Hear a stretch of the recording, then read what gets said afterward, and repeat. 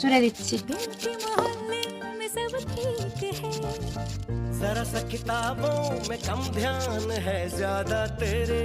পরিমাণ মতো চিনি দিয়ে দিলাম।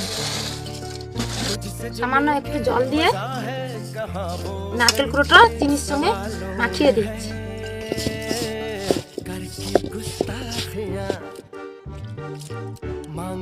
নারকেলের এই পুরটা হয়ে গেল। এইবার আমি নামিয়ে নিচ্ছি। চালের গুঁড়োটাকে আগে থেকে গরম জল ফুটানো গরম জল দিয়ে মেখে রেখেছিলাম।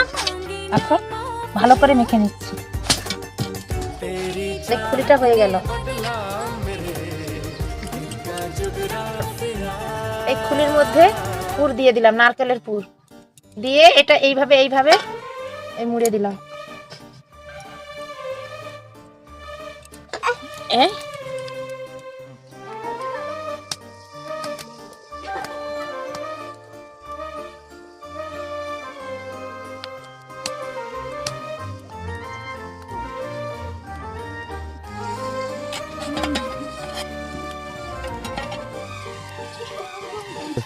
দেখুন বন্ধুরা, এটা ভাপে সিদ্ধ হয়ে গেছে। এবার নামিয়ে নিচ্ছি।